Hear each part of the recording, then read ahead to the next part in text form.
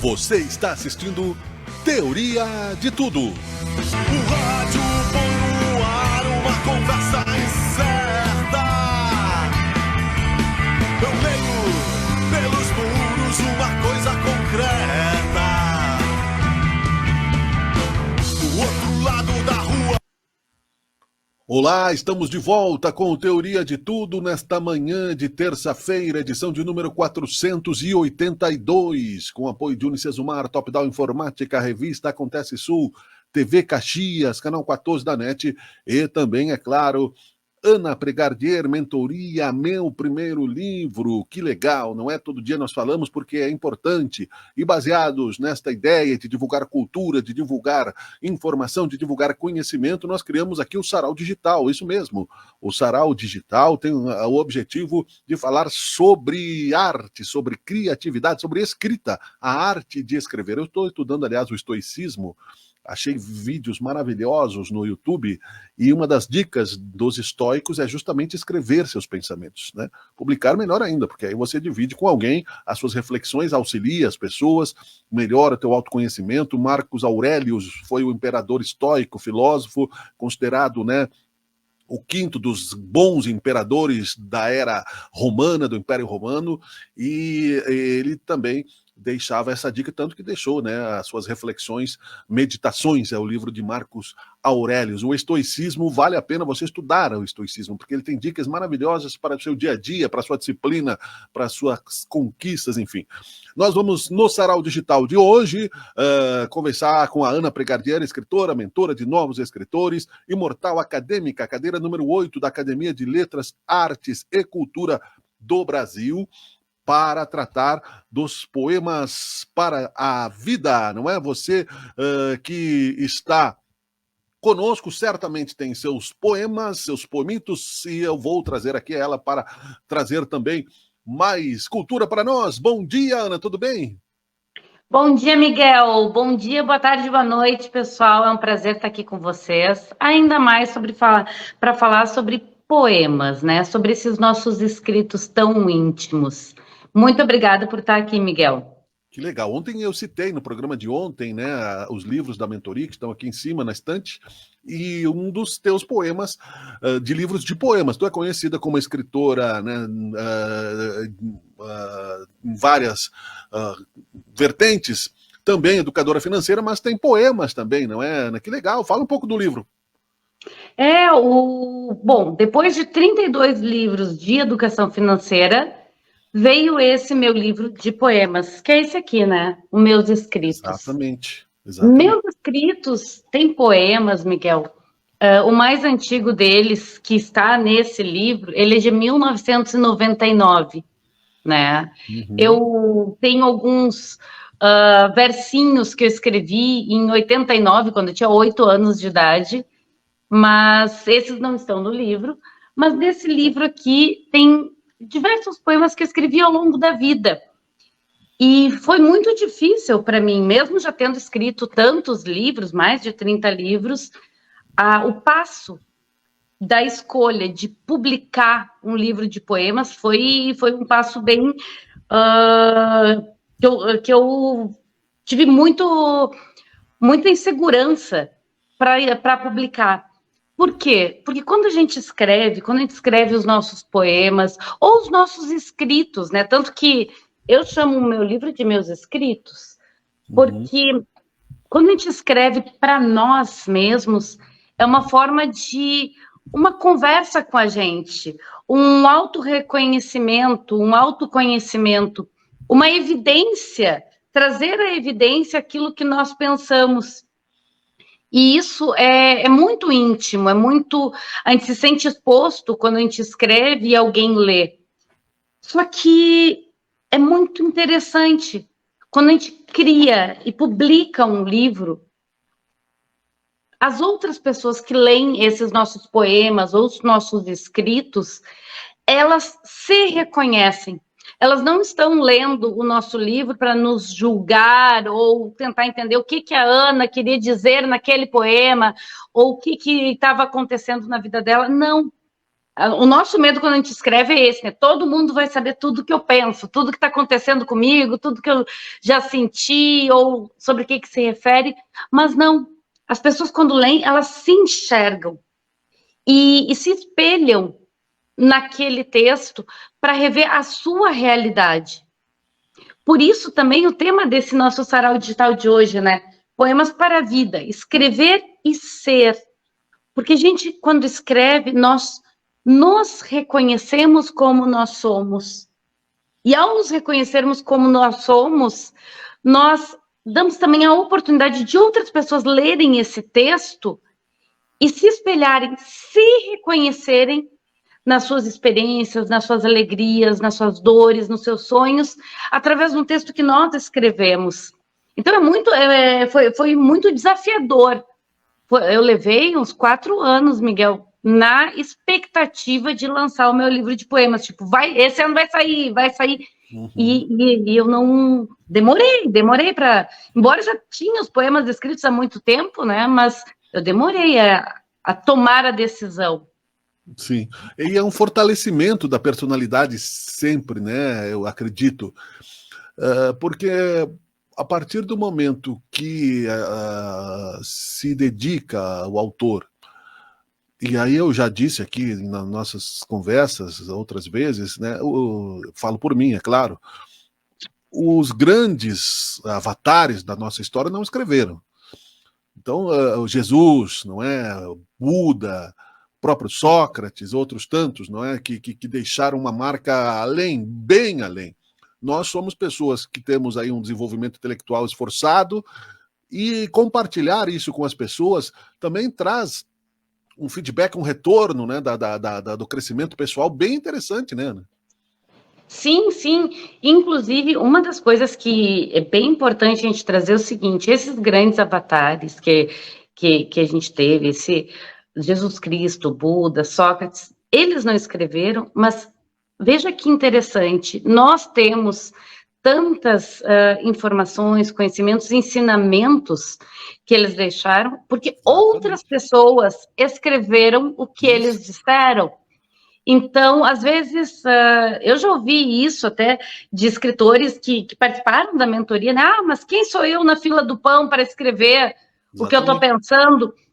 A questão não é quem sou eu na fila do pão, a questão é, eu sou uma pessoa, um ser humano que, ao estar registrando aqui, seja os meus sentimentos, os meus pensamentos, ou os meus aprendizados com uma outra pessoa, eu estou propagando também esses ensinamentos destas outras pessoas, ou destas outras entidades, ou o que seja, porque quando a gente escreve, a gente dá a oportunidade disso se propagar, de perpetuar ao longo da história. Imagina se Platão não tivesse nos escrito sobre Sócrates, que tristeza. Exatamente. Se ninguém tivesse nos escrito, imagina se a gente perdesse. Meu Deus do céu, se eu perdesse a maiêutica, eu acho que eu chorava, não sei, eu ia ficar... E Sócrates não escreveu. Exatamente. Nossa sorte que alguém escreveu por ele, né? Então, tem pessoas que às vezes me perguntam, né? Ana, mas eu vou escrever sobre o que eu aprendi com outra pessoa, não tá errado, não é plágio, não tô fazendo algo feio, né? Errado. Escrever sobre o que outra pessoa me disse e eu aprendi com ela? Não, gente, não é plágio. Plágio seria se você pegasse as palavras daquela pessoa e dissesse que são suas. Agora, escrever sobre o que nós aprendemos com outras pessoas é bonito.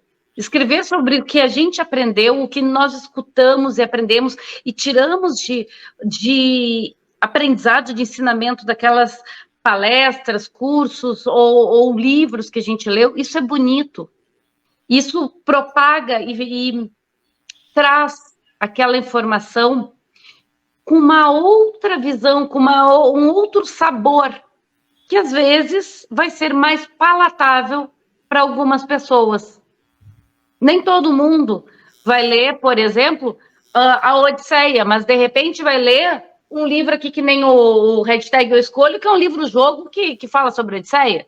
Certo. Então, não é plágio, é trazer, citar e trazer aquilo que a gente aprende. Eu acho que tu contextualiza bem a questão no sentido de citar que se não estivessem escritos posteriores a esses que eu citei, justamente no sentido de termos a iniciativa de escrever sem um auto-julgamento. E, né, como eu citei o estoicismo, ele cita, por exemplo, o pensamento nos ajuda a nos autoconhecer. E é claro que você vai poder filtrar e trazer também melhorias nos teus relacionamentos, porque as pessoas também vão te conhecer. Não é só para a fama. Nós comentamos no outro sarau, né? Vamos convidar mais gente, né? O sarau está na 2ª edição, mas foi criado aqui. Ainda não fiz a vinheta, mas vou fazer, não é? E aí, dentro dessa ideia de nós trazermos a construção de cultura familiar, por exemplo, né? Eu citei outro dia que eu fui numa entrevista e errei todos os descendentes da família, depois puxaram a minha orelha, né? Que era o nosso tema da outra live. Eu não chamo mais de live, do outro programa, né? Isso. Eu quero que tu leia, Ana, um dos teus poemas para que a gente possa ver a tua interpretação. Aqui eu estou na mentoria do Livros que Nascem, nós vamos falar disso depois, não é? Está na tela, eu vou ler aqui o teu, tá? Depois tu vai ler. Condução. São as notas musicais ao toque da pele, é aquilo que me faz. Você, seu som, cada compasso, cada ritmo, a condução invisível da sua música. Legal, muito bem. Leu os escritos. Uhum. Esse é um trechinho, eu estou vendo se eu acho ele aqui. Isso é interessante, gente. Uma coisa é quando a gente está escrevendo, outra coisa é quando, depois que publica, nem sempre a gente sabe onde estão os textos. Esse é um trechinho deste aqui, Condução, que é mais longo. Sabe que eu separei aqui, Miguel, um poema que, originalmente, quando eu estava pensando, né, racionalmente, em como organizar os poemas no livro, ele estaria lá no poema número 51. E quando, de fato, fui fazer o livro, eu trouxe ele para cá, ó, para minha folha de rosto. Eu trouxe esse poema. Aqui ele está no livro, né, bonito, com todo diagramado. Aqui é ele, no meu rascunho, com os escritos, com tudo aqui, onde eu estava organizando. Que legal. E eu vou ler ele para vocês, porque eu acho que ele fala muito sobre isso que a gente está dizendo agora, sobre o poema, né? O nome do poema é Endereço, certo? Todo poema tem endereço. Pessoa, lugar, situação, imaginação. As musas inspiram, mas inspiram daquilo que você vive. Não existe inspiração sem vida. A vida é o alimento dos poetas. Viva cada situação, imaginação, lugar, pessoa, viva. Esse poema, ele me traz, porque todo poema, quando a gente cria, ele tem um endereço. Todo escrito, não só os poemas. Por exemplo, o seu livro, Miguel, é um livro de crônicas. Mas todas as crônicas, todos os poemas, todos os contos, inclusive a ficção, ela tem um endereço. Quando a gente escreve, nós temos um ponto onde a gente quer chegar. Ou seja ele um lugar, uma ideia, uma pessoa, uma situação, um sonho. Todo escrito ele tem um endereço. E esse endereço, que para nós, escritores, por exemplo, sejam escritores publicados que têm o seu livro, ou não, gente, porque você que tem os seus escritos aí, que está na gaveta, está guardado no caderno, está escondidinho para ninguém ver, você também, quando escreve, tem um endereço. Qual ponto você quer chegar? E esse ponto, muitas vezes, inclusive, é essa autoevidência de conhecer-se.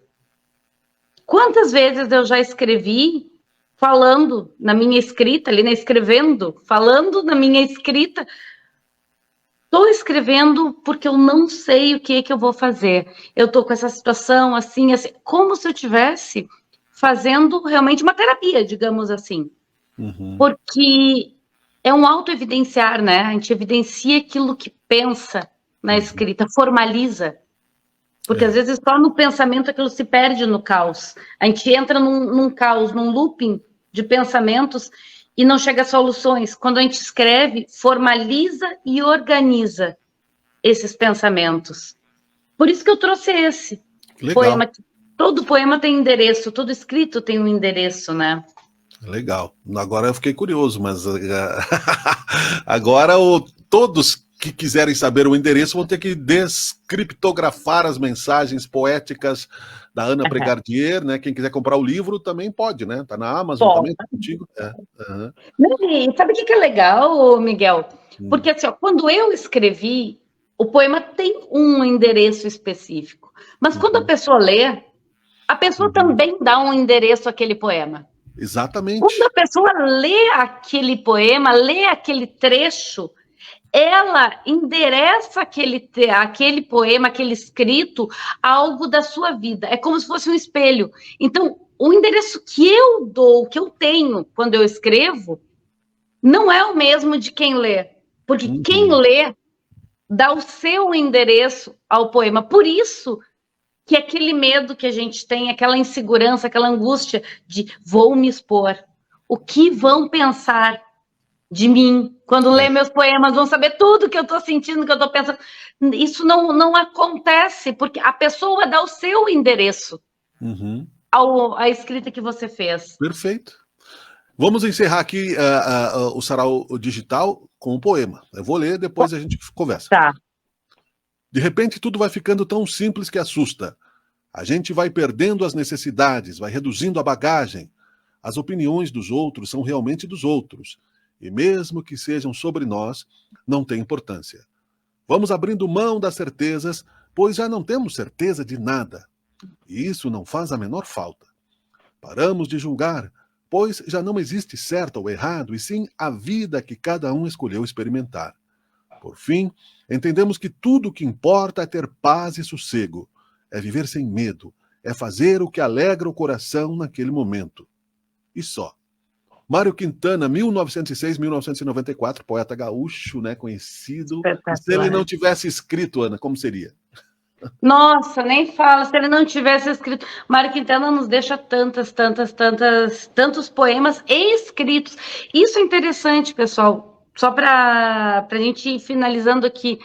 Você que tem os seus escritos, não tenha receio de, mas não tem métrica, minhas rimas não são perfeitas. O poema, existem vários tipos, vários estilos de poemas. E se a gente for pegar este poema que o Miguel leu agora do Mário Quintana, ele não é um poema que segue uma rima constante ou metrificada. E é lindo. Então, não se limite por isso. Deixe vir, deixe escrever. Deixe o seu sentimento vir para o papel.